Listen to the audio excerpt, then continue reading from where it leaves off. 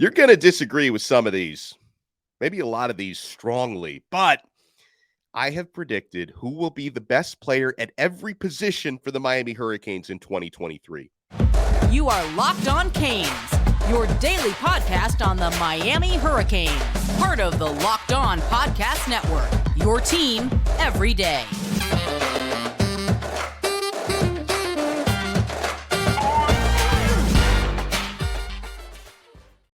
You can't ruin a Friday, even though I'm fighting through the most persistent cold ever. So if I lose my voice completely halfway through this episode, you have been warned. I am Alex Donno, University of Miami alumnus, longtime South Florida sports radio vet, and contributor to allhurricanes.com. And thank you so much to the everydayers who are here with us 6, sometimes 7 days a week. Locked On Canes is available free wherever you get your podcasts and available free on YouTube. So I'm totally stealing this from my colleague, Lefty Liam at allhurricanes.com. But, he wrote about this earlier this week, and he asked in our All Hurricanes group chat, who will be the best Miami Hurricane at each position in the 2023 football season? And I'm going to give you guys my strong predictions here. Now, I'm not going to go through each of all 22 positions. Like, I'll give you best interior offensive lineman, best offensive tackle, best interior defensive lineman, best edge, etc., best safety, not best strong safety, best free safety, because I think it's just a little bit more fun this way. It's a little bit more of an exclusive list, right? So, all right, let's start with one of the easier ones, okay? Now, some of you might even argue this, but best quarterback, it's going to be Tyler Van Dyke this year. And hopefully this year, TVD is, able to stay healthy the full season. A lot of that is going to have to do with the blocking he gets in front of him, because I don't really blame Tyler for getting hurt last year. The offensive line hung him out to dry, and that shoulder kept getting injured and re-injured. He is healthy. Tyler Van Dyke gives the Miami Hurricanes the best chance to win when he starts at quarterback. And I think with the new weapons that they're surrounding him with and with a better offensive line, TVD is going to survive and thrive in 2023. Okay, so some of these get tougher. Best running back this year. I'm going to give you a bit of a cop-out answer on this one. I think overall, through the body of the season coming up, best running back is going to be Henry Parrish. Henry Parrish was the primary starter last year. Out of the guys who were available for spring football, which weren't a lot, Henry Parrish looked really, really good. And I think he's even improving himself heading into the 2023 season. I believe he will begin the season as the starter. He has competition there, of course. If Don Chaney can stay healthy, A.J. Allen from Nebraska transferred in. He's a really good looking back. I don't know at what point we're going to see Davonte Citizen this year as he recovers. And you got a couple freshmen coming in. So I'm going to say overall, Henry Parrish will be the best running back on Miami's roster this year, but it's a good committee. But here's where I'm going to say I'm going to give you a little bit of a cop-out.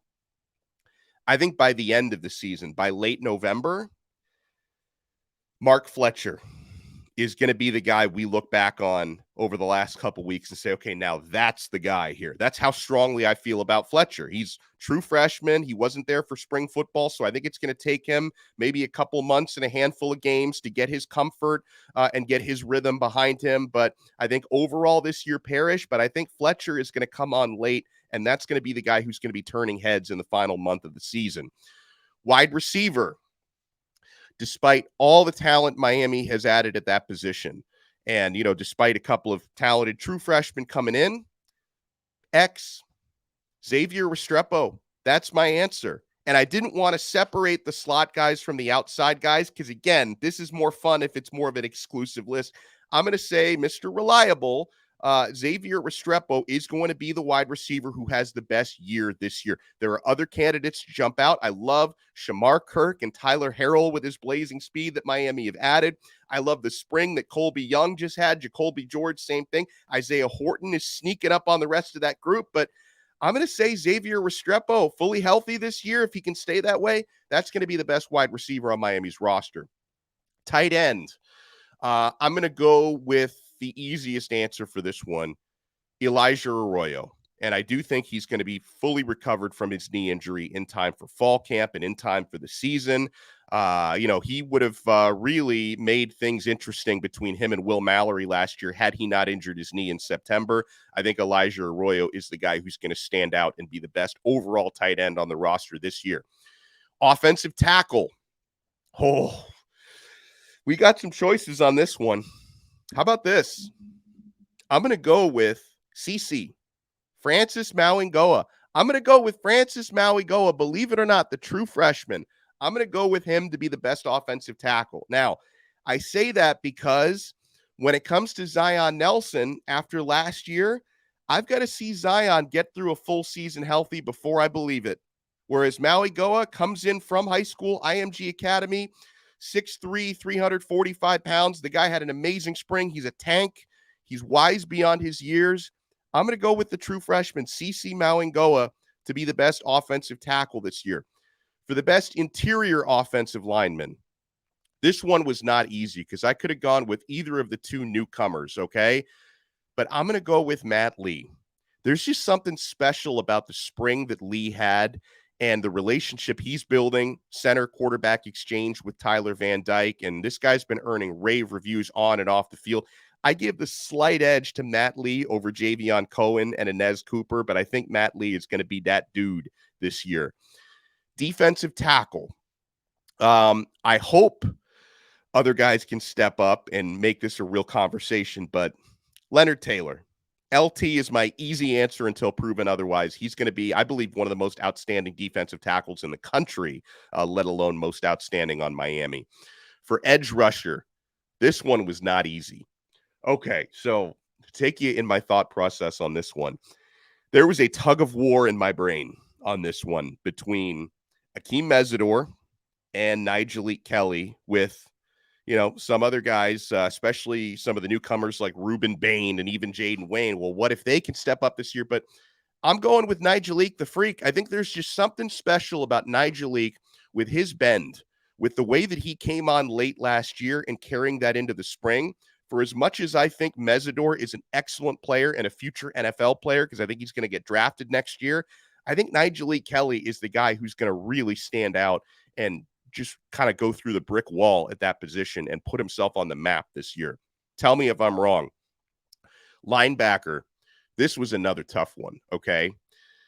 But based on what I saw in the spring, I'm going to go with the other Mauigoa brother. So I'm expecting both these guys to have fantastic years.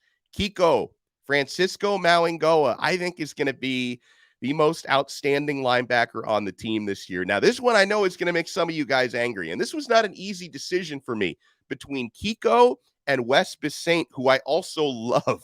I think the two of those guys are both going to be fantastic this year, but based on what I saw in spring football, I'm going to give the ever so slightest edge to Kiko to be the most outstanding linebacker this year. Safety, this is the absolute easiest one. Not only will Cam Kinchins be the best safety on Miami's team this year, he's going to be the best, if not top 2 or 3 in the entire country this year. So Cam is the man. Cornerback, I'm going to go with Davonte Brown. I'm going to go with Davonte Brown. I think there's something special about his combination of size and physicality, the transfer from UCF. I think Davonte Brown is going to be a starter, and I think he's really going to put himself on the map at Miami in a way he couldn't do playing at UCF. And then I'll also go with outstanding player at the star. Now, I'm not exactly sure which of Miami's other defensive backs who have come in that may get an opportunity to play that position, but I think to Corey Couch, who's definitely playing that position, I think that's probably going to be the guy. And I like the fact that Couch, who we had a chance to speak to during spring football, he's really been working hard in the strength and conditioning program. He's added a lot of quality muscle and weight while not losing any of his speed. So I think to Corey Couch is going to be the guy at the star position. Kicker and punter, pretty darn obvious. Let's go with Andy Borregalis and his magnificent mustache to be the best kicker. And let's go with the new Aussie. Oi, oi, oi. Let's go with Dylan Joyce as the best punter. I don't think there's going to be a whole lot of competition for either of those guys.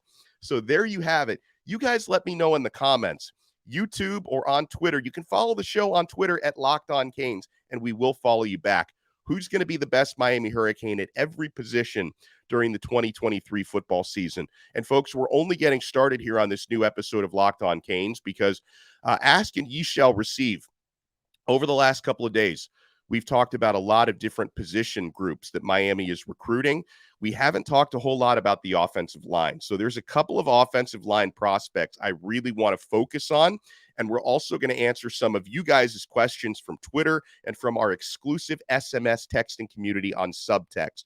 So you want to keep it locked right here. We're only getting started on a new Locked On Canes. You know why I've got a pep in my step today, despite the fact that these germs are trying to get me down?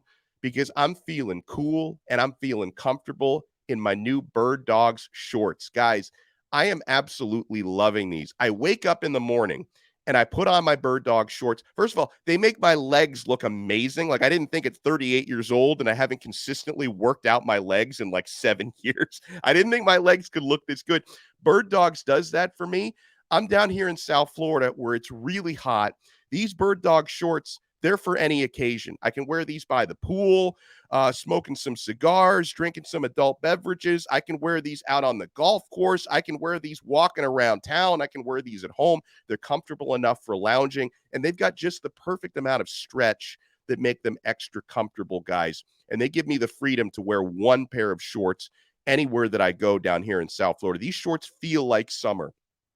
Go to birddogs.com/lockedoncollege. And when you enter our promo code LockedOnCollege, they'll throw in a free custom Bird Dogs Yeti style tumbler. I love this thing with every single order. That's birddogs.com/lockedoncollege with our code LockedOnCollege.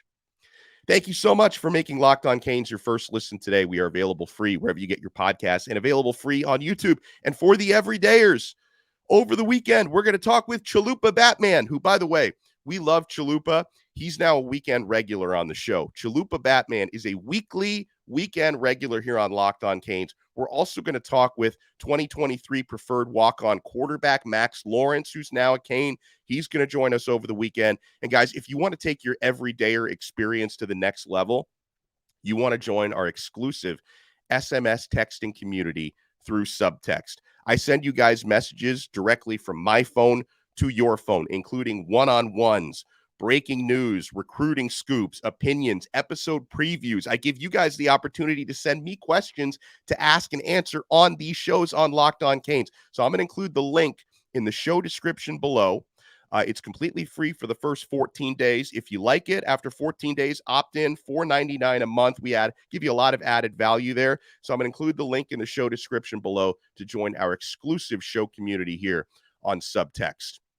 So a couple of offensive linemen that I want to get into. And I was talking with Chalupa Batman, and he was like, hey, let's talk more about the offensive line. Here you go, my friend. So someone that Alex Mirabal is really connecting with now, and Coach Mirabal, among others in a Miami contingent, they were at IMG Academy this week for IMG spring game. And one of the offensive linemen Mirabal was watching is 4-star offensive tackle Jordan Seaton, 6'6", 285 pounds. This young man, I feel like I know him just talking with my guy Brian Smith about him, because Brian, my colleague, was out at IMG spring game and spoke to him in person extensively. This guy has worked so hard to become a better football player and a better athlete. He told Brian all about how Jordan Seaton, used to be just one of those big, massive dudes at about 330 pounds, but he decided, and this is when he's like 16, 17 years old, he makes this decision. He worked his butt off to get here.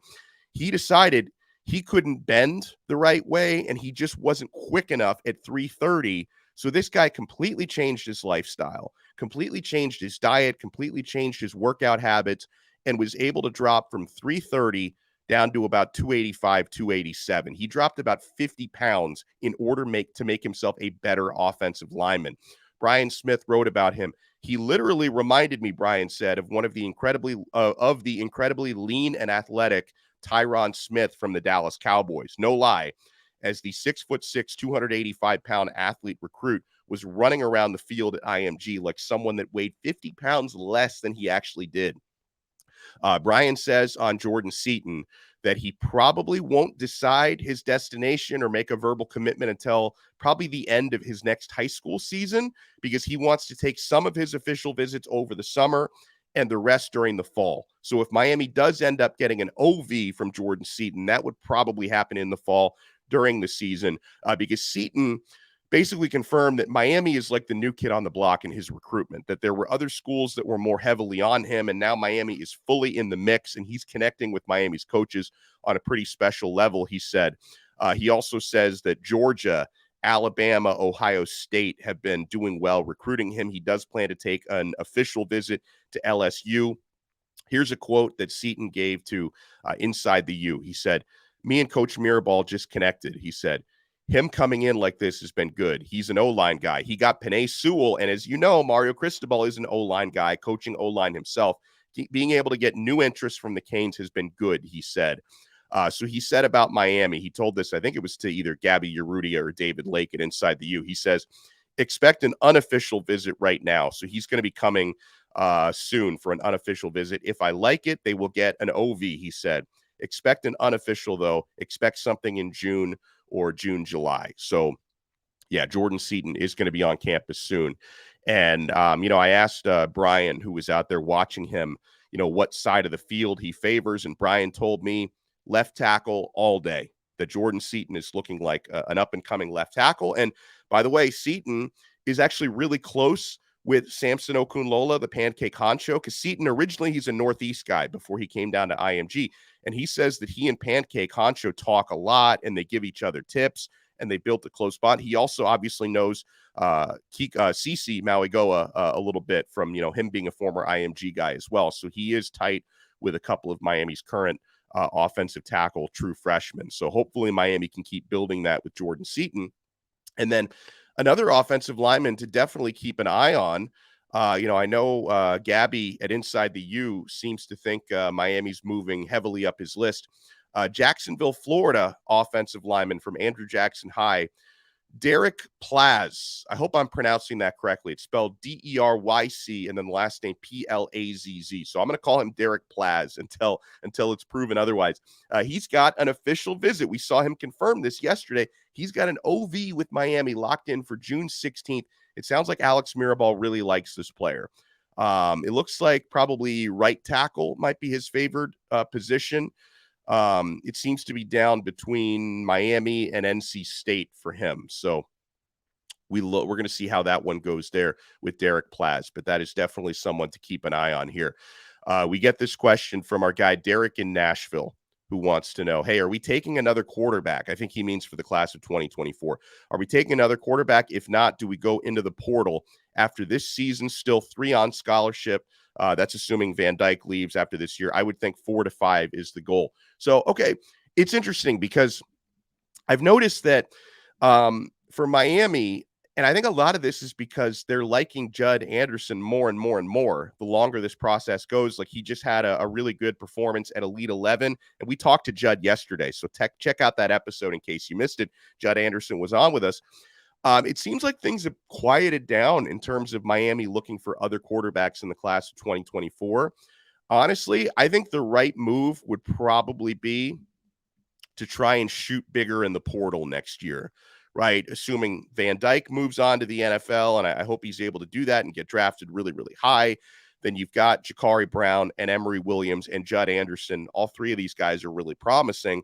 And then maybe you add like an experienced portal guy into the mix to take up that 4th scholarship. So until proven otherwise, it looks like Miami may have quieted down 2024 quarterback recruiting. So I think that the move would probably be to get somebody in the portal, but we'll see how that plays out. It's a very good question, Derek. We've got questions on the other side about the overall direction of the program. And man, one of you guys is trying to get me to predict a 4-win improvement. Oh man, that's a lot of extra wins from last year. 4-win improvement. We'll see if you can talk me into that in a second. And we also get a question. This is something that did happen yesterday that we didn't have a chance to cover yesterday. A Miami safety target, Andre Sam, did pick someone else. So are we done in the transfer portal? We will get to all of that and more when we come back here on Locked On Canes. Thank you so much for making Locked On Canes your first listen each and every day. We are available free. Apple Podcasts, Spotify, Odyssey, wherever you get your pods. We are available free on YouTube. And for the everydayers, we will have at least 2 episodes this weekend because we're going to talk with Chalupa Batman and we're going to talk with Max Lawrence, 2023 Miami Hurricanes quarterback commit. So you want to make sure you keep it locked right here throughout the week on Locked On Canes. Question here from LL Cool Matt on our Subtext community. And again, if you guys want to join our exclusive SMS texting community, click the link below in the show description to join our Subtext community completely free for the first 14 days. And then if you like it, you can opt in for $4.99 a month. LL Cool Matt says, hey, with all the work and the changes put in this offseason, how are you feeling about the direction of the program? I'm feeling about as great as you can feel. In May, before they, because obviously last season was rough at 5-7. So about as good as I can possibly feel coming off of 5-7 season before you play any games again in 2023. And it's because since that 5-7 season, Miami has locked up a top 7 recruiting class and a top 10 transfer portal class. You have addressed most of your very most important needs. Maybe you could have done a little bit better at defensive tackle, but you have addressed most of your needs, including wide receiver in spades, okay? I believe you have made positive decisions on the coaching staff because Kevin Beard is proven, and he's a Miami guy. I think he's going to do great. Tim Harris Jr. also bleeds orange and green. He's an excellent running backs coach and recruiter. I think Miami did great there. Lance Guidry, defensive coordinator. I'm going to come out and say it. I think this guy is going to be the steal of the offseason. And if Miami does have a winning season this year, I think Lance Guidry is going to be I know people hate when I bring this up because of a recent offensive coordinator, but Lance Guidry could end up being a Broyles Award finalist. I think he's that special at defensive coordinator. I am that high on Lance Guidry, and hopefully Shannon Dawson's new offense and the work he does with quarterbacks is going to breathe new life there. So, honestly, as it comes to the direction of the program, stacking talent, I think making proper moves on your coaching staff this time around. I trust Mario Cristobal as the CEO to get everything done here. I'm feeling really good about the overall direction of the program, about as good as you can feel coming off a 5-7 season, okay? We get a similar question from Andy, who says, hey, I know the record last year was 5-7, but they've upgraded most of the position and coaches. Do you think these changes can buy at least 4+ wins? He says, honestly, I think that 9+ wins is very realistic this year. I have them beating 2 out of Texas A&M, FSU, and Clemson. All right, you guys know my rule. I'm not making any win-loss predictions in May. I don't make these until the week before the season starts, all right? So, Andy, I love you. I think I'll just say 4+ wins is very ambitious. You guys tell me if you agree, because I have no doubt Miami is going to be deeper with talent. And I also think that the players you have now are a lot more quote unquote Mario guys who understand what this coach is all about and who want to be here. And a lot of these guys are going to get along together. I think the locker room is going to be more harmonious. So the only guarantee that I've made heading into next year is they're going to win more than 5 games. You're saying 9+. I'll see it when I believe it. I think Texas A&M at home can be beatable, and Miami will probably be favored in that game. But I can tell you, Florida State on the road is going to be really, really, really tough. Did you see they just added Keon Coleman? Johnny Wilson and Keon Coleman in the same receiving core is not going to be an easy thing to deal with. And obviously Clemson is always tough, and they've handed it to Miami for the past several years, the past several times they've faced off with one another. So, Andy, I will say I love your enthusiasm, and I hope you're right. I hope you're right, because if Miami wins 9+ games this year, I'm going streaking like Will Ferrell in Old School. I'm going streaking down past the quad to the KFC, wherever it was that he went. That's what I'm doing if Miami wins 9+ games this year. We get a question from 305 Boy, who says, with Andre Sam committing to LSU, do you think we're okay with the safeties on the roster? Yeah, so, we talked about it this week that Andre Sam, despite the fact that he's been with Lance Guidry at several different stops, his recruitment in the transfer portal got a little complicated, and LSU really wanted him, and he's a Louisiana guy, so that was probably a bucket list thing for him to play with LSU for a year. So LSU ended up winning out on his recruitment, okay? But listen, I think I wanted the depth and the experience that Andre Sam would have brought. I think safety can be okay, but it really depends on James Williams, because Cam Kinchins, we know, All-American, he's going to be fine, okay? James Williams, we know he's capable of amazing things. He's got to put it together consistently this year in a way he hasn't done for the last couple of years. This is so dependent on James Williams. He has first-round NFL draft pick type of talent. He just needs to put it together consistently for this year. If he can do that, we're not going to be thinking about Andre Sam in October or November. Like, oh, you remember when that guy might be coming here? We're not going to give that any concern, okay? And then depth beyond, like Kinchins and Williams are the likely starters, okay? And I think James can definitely benefit from Lance Guidry's scheme and coaching. For depth, Markeith Williams looked much improved to me during spring football. I think he can step up a little bit more this year. Caleb Spencer, he's a true freshman, but I think he's physically mature enough to help a little bit this year. That guy plays big and physical. I'm also not sleeping on Brian Ballum either. You remember he was in the transfer portal but decided to stay. I believe when he decided to stay in Miami, a lot of that had to do with Guidry making him feel like he can play and that he's really wanted here and that he can contribute this season. So there's some unproven depth on Miami's safety unit, and it's thin. It's thin, okay? But I think we can be okay as long as James Williams has the type of year I know he's capable of having, because believe me, that dude wants to be a first-round draft pick. Go out there and show us, James. Go out there and show us, and Miami's going to be okay. So a couple notes here before we wrap it up. Norchad Omier, talking hoops. Yeah, hoops. Norchad Omier, he tested the NFL draft waters, but he decided to remove his name from consideration. So that's good news because it means he's back at Miami next year. So Norchad Omier, the rebounding machine, the athletic, undersized big man who is 6'7", but he plays like he's 6'11". Norchad Omier is going to be back next year, and I expected it. You know, I didn't think he was going to get favorable draft grades, probably like undrafted free agent or late second round pick type of situation. So I think he made the right decision, not only for me, but also, move my microphone there. I think he also made the right decision for himself because I think he can raise up his draft stock even more for next year. I want to throw a shout out to our listener, Al, and I want to thank you for your service to our country because Al reminded me on Fridays he always wears red to support the troops. And also thank you to War Beast, who served as well, a couple of our listeners. And I didn't have anything solid red in the closet, weirdly enough, but I do have, I'm doing my best here with this red stripe on my Inter Milan jersey, who are in the Champions League final for a couple of weeks from now, by the way. So I'm very excited for that. So I wore as much red as I could. And I want to thank you guys for your service. And guys, let me know, because I would venture to guess that Al and War Beast are probably not the only people who listen to this and watch this who have served our country. So if you have served, let me know in the comments on YouTube. Let me know on Twitter at Locked On Canes. And if you follow us, we will follow you back because I want to have the opportunity to thank you guys for all you've done for our country. And I wanted to shout out our newest 5-star review on Apple Podcasts, because you guys know if you leave us a 5-star review on Apple, I like to shout these out.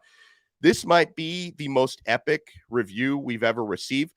This dude, Jake, he wrote me an essay. Jake, you must be an English teacher or something. Thank you so much. This is awesome. He says, I know. You're inundated with information and media from all corners of life, whether it's what you need to eat to who you should vote for. Our infotainment echo chamber is full of people screaming at us, demanding our attention and that we be outraged about something. He's not wrong about that. Put it all out of your mind, he says. Drown out the meaningless chatter and focus on what truly matters in our brief time on this planet. The Miami Hurricanes. Nearly every day, you can have 20 to 30 minutes of Canes-only news. This is what you need every day for your mental and emotional health, he says. And there is only one man who can do that for you, Alex Donno. Yes, there are a lot of UM podcasts out there, and they are great. Listen to them all. But at the top of your list, must be Locked On Canes. You need this. You deserve this. Subscribe to his Subtext service. Subscribe to the podcast on iTunes and YouTube or wherever you get your pods. Do it now. You will thank me later, and go Canes. Jake, I can't thank you enough. That was the most epic review. I mean, I appreciate everybody who gives us 5-star reviews, but you just wrote me an English paper, and I freaking love it. Thank you so much. And guys, we will talk to you again tomorrow on another episode of Locked On Canes, part of the awesome Locked On Podcast Network, your team every day.